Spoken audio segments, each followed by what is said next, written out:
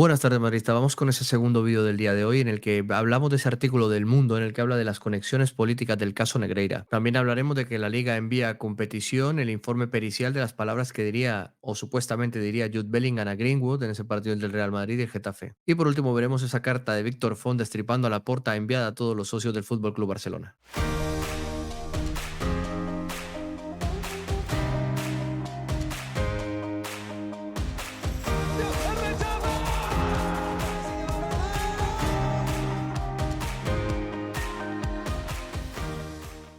Bueno, vamos con la noticia en que la Liga envía a la Real Federación Española de Fútbol el informe de lectura de labios en el posible insulto de Bellingham a Greenwood.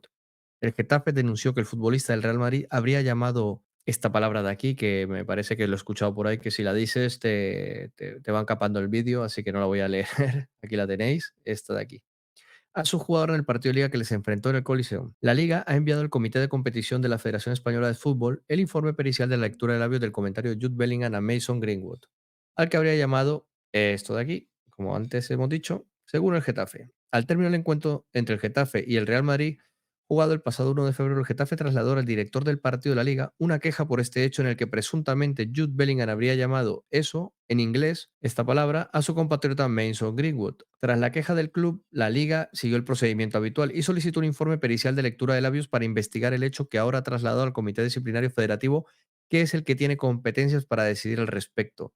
El posible insulto del jugador del Real Madrid al del Getafe se produjo en un momento del partido jugado en el campo del Getafe 0-2, ganó el Real Madrid, correspondiente a la 20ª jornada de la Liga y aplazado por la Supercopa de España. Mason Greenwood se incorporó al inicio de esta temporada al Getafe procedente del Manchester United, del que fue apartado en enero de 2022 cuando se abrió una investigación en su contra por un caso de violencia machista.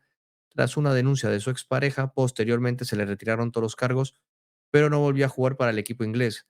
Recordemos que se le retiraron todos los cargos porque la persona encargada de emitir la denuncia en un principio la había retirado, pero había pruebas de fotos, vídeos y demás. O sea que era un caso que simplemente porque la otra persona se echó para atrás, no sabemos, no conozco los detalles, así que bueno, ahí lo dejo porque lo otro sí lo sabía. El comité decidirá sobre la apertura o no de un expediente disciplinario. En caso de iniciarlo, designará un juez instructor que recabará información para elaborar su propuesta sobre el cierre del mismo o imponer una sanción, supuesto en el que el club puede presentar alegaciones ante el comité, que será el que tome la decisión definitiva. Los insultos proferidos contra Greenwood desde las gradas de diversos campos han sido denunciados en varias ocasiones por la liga, que no tiene competencias sancionadoras, pero traslada semanalmente al comité de competición de la Federación Española de Fútbol y a la Comisión Antiviolencia los incidentes violentos y racistas que registran en los partidos. Bueno, ya hemos visto recientemente que ante la incapacidad de identificar a los que propulsan ese tipo de insultos, tanto racistas como en este caso a este jugador, al menos con los racistas que le propician a Vinicius, se dice que como han encontrado a las personas responsables y es muy difícil localizarlas, pues que se archiva. Así que entiendo que cuando habla de gritarle eso por parte del público y la grada, pues competición obrará de la misma manera, no hay otra, porque supongo que también dificultará el encontrar a quien propulsa ese tipo de insultos. Condenarlo desde aquí rotundamente. Vamos a compartir esto de Víctor Font destripa a Laporta. El ex candidato envía una carta a los socios en las que denuncia la nefasta gestión institucional, económica y deportiva del presidente, sin olvidar tampoco el adiós de Messi, que era la solución y no el problema. Víctor Font aún no se había pronunciado sobre los últimos acontecimientos que han acontecido en el Fútbol Club Barcelona, el cual fuera el principal rival de Joan Laporta en las últimas elecciones. Se había mantenido en un discreto segundo plano, pero los últimos movimientos del presidente Blaugrana, entre ellos la forma de gestionar el adiós del diferido de Xavi y su exclusión en la reunión que tuvo Laporta esta semana con gente del entorno, le ha obligado a dar un paso adelante y exponer su opinión en una dura y contundente carta dirigida a todos los socios. En la misiva, Font destaca 4 áreas donde el Barcelona está sumido en una crisis sin precedentes por culpa de la nefasta gestión de Laporta. En la económica, subraya que la entidad ha generado 1.000 millones de pérdidas operativas en los últimos 3 años, además de denunciar la venta de patrimonio a socios externos, algunos poco fiables y de dudosa reputación, en clara referencia al Ibero, que no pagan lo que deben y que no han aportado nada al club. En el apartado institucional subraya que el grave error de gestionar el club como hace 20 años a base de amigos y familiares sin capacidad de retener a ejecutivos de prestigio y yendo de la mano de Florentino Pérez, un hecho sorprendente que aún nadie ha podido explicar. En el área social acusan a Laporta de gestionar el club de espaldas al socio, incitando a asambleas telemáticas de poca transparencia y sin ofrecer incentivos a los socios para subir a Montjuic, donde parece haberse instalado un sentimiento de resignación preocupante en la masa social. Y por último, el área deportiva, donde asume que el equipo de Xavi Hernández no ha cumplido con las expectativas, generando una enorme frustración entre la afición. Sin embargo, aduce esta nefasta situación del primer equipo a los cambios en la dirección deportiva, la llegada de fichajes que no eran prioritarios y una mala gestión económica que nos ha atado de pies y manos. Font explica que la única solución es proteger el modelo de propiedad dándole vuelta a la gestión de la porta como si fuera un calcetín. Hay que cambiarlo todo, profesionalizar la institución, modernizar la forma de gobernanza y dotarnos de mecanismos externos de control. El objetivo principal, según el ex candidato, es dejar de gestionar el club como si fueran los años 80 del siglo pasado. Asimismo, aprovecha para recalcar el gran error que cometió Laporta dejando escapar a Leo Messi, insistiendo en que él tenía un plan de viabilidad para retenerlo. Tenía un plan de choque que hubiera permitido renovar a Leo y tener suficiente oxígeno económico para fichar a una o dos estrellas mundiales. Contando con todo el talento de casa a nuestro favor, retener a Messi no podía ser nunca un problema, era la solución.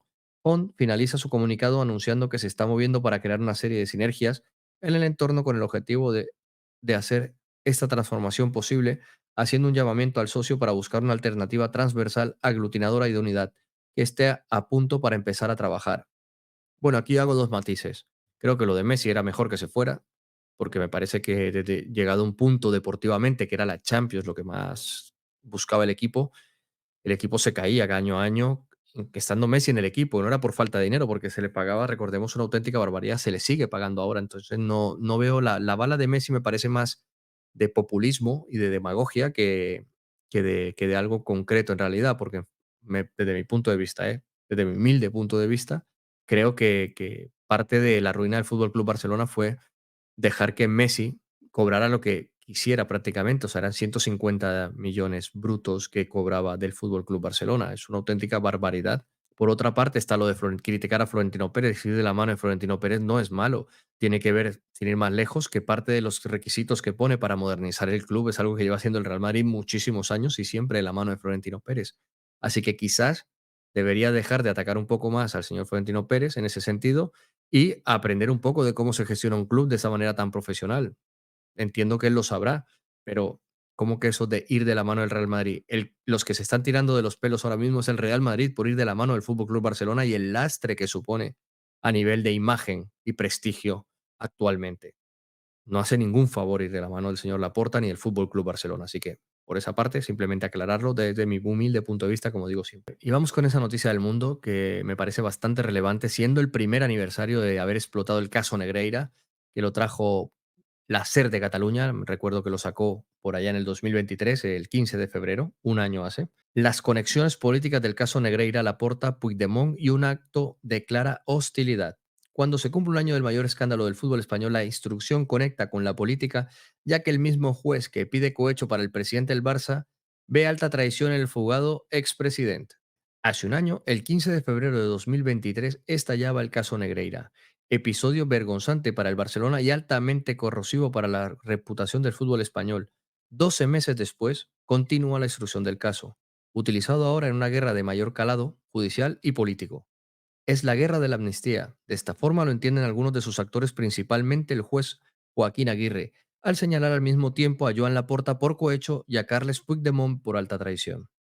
La Fiscalía Provincial de Barcelona elaboró el 2 de febrero un inédito comunicado en el que arremetía con dureza contra el instructor del caso Negreira.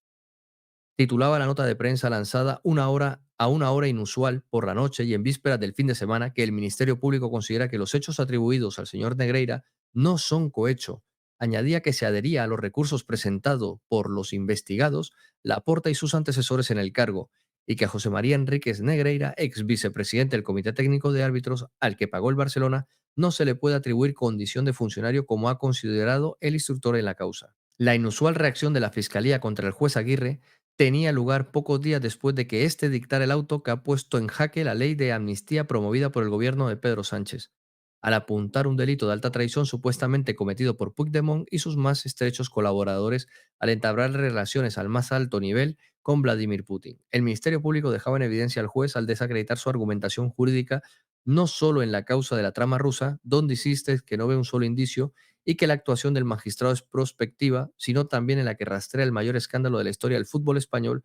Aguirre es el juez más incómodo para el gobierno, junto a Manuel García Castellón, que advierte indicios de terrorismo en Puigdemont por impulsar Tsunami Democratic. El juzgado del caso Negreira encajó con estupefacción el movimiento de la Fiscalía en que en ningún momento le fue anunciado previamente y lo interpretó como un acto de clara hostilidad. El propio Ministerio Público el propio Ministerio Público, a preguntas de este periódico, admite que una de estas notas características anunciando un recurso ordinario un viernes a media tarde no es nada habitual, pero justifica su decisión en este caso aludiendo al interés mediático del sumario que desbroza el pago de más de 7 millones de euros por parte del Barcelona al ex número 2 de los árbitros. La demora en la causa. La actuación de la Fiscalía en esta causa ha sido controvertida desde el inicio. La primera fiscal que asumió las diligencias ni siquiera comunicó a sus superiores en la Fiscalía de Cataluña que tenía una investigación que afectaba al Barça y al ex número 2 de los colegiados españoles, y estos se enteraron de la existencia de las pesquisas al ser alertados por los medios de comunicación.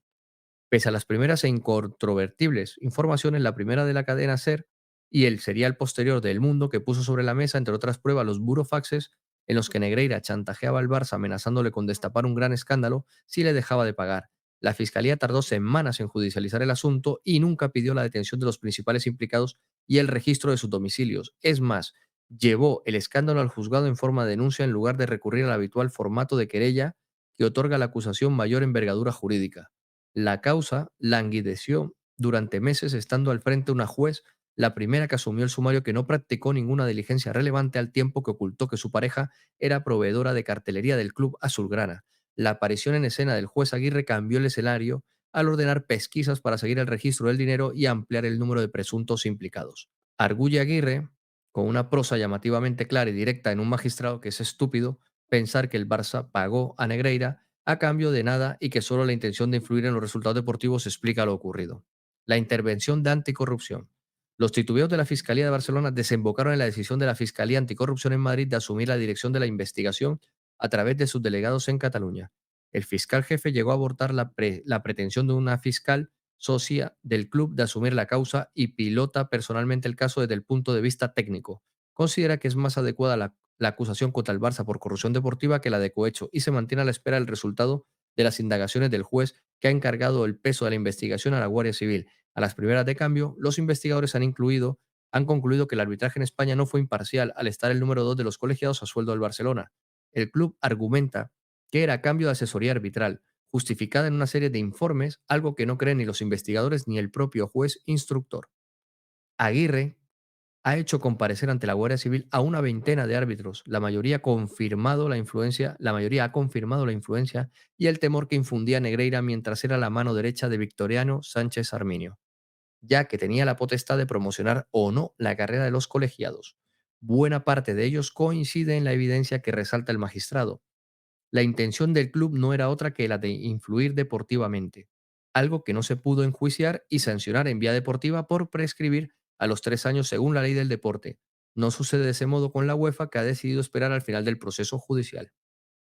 Las pesquisas se extienden ahora a los empleados intermedios del club que canalizaron los pagos sin contrato y por supuestas asesorías verbales a Negreira y a su hijo, mientras el Instituto Armado trabaja en un gran informe final en el que intenta arrojar luz sobre el destino final del dinero el que el dirigente arbitral cobraba del Barça y sacaba del banco en efectivo. El juez ha trasladado a su entorno personal y profesional que va a dedicarse en cuerpo y alma a desbrozar el que considera uno de los grandes casos de su carrera, mientras comprueba cómo las causas que lleva se han convertido en vasos comunicantes en los que no solo tienen frente al mes que un club, sino al propio aparato del Estado del que forma parte en un momento histórico. Para que veáis lo complejo del caso y el principal problema que ha habido, que ha sido la demora en las actuaciones, que siempre le hemos dicho, ¿por qué han tardado tanto en registrar el CTA? ¿Por qué se ha tardado tanto en interrogar a ciertos testigos? Han dado mucho tiempo. Luego, ¿por qué la juez que se hizo cargo de la instrucción mientras que el juez Aguirre se encontraba de vacaciones o de baja? No me acuerdo de qué estaba el juez Aguirre. No dijo que su marido era uno de los principales proveedores del Fútbol Club Barcelona y que por qué ralentizó tanto las actuaciones de la Guardia Civil. Vemos ahora mismo con este artículo la complejidad que es incluso para este juez y a lo que se tiene que enfrentar día a día para llegar al fondo de este asunto. Yo me hago eco de la noticia del Mundo y os la traigo y os la reflejo tal cual.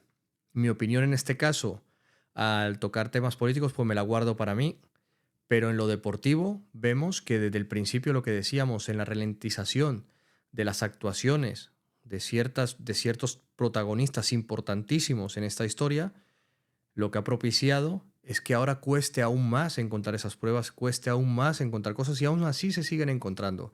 Así que veremos qué nos depara este año a partir de ahora, cuando es el primer aniversario del caso Barcelona-Negreira, este caso. Así que esperemos su resolución y nos vamos a ir enterando y os traeré todas las noticias referentes a él. Nos vemos en el siguiente. Chao.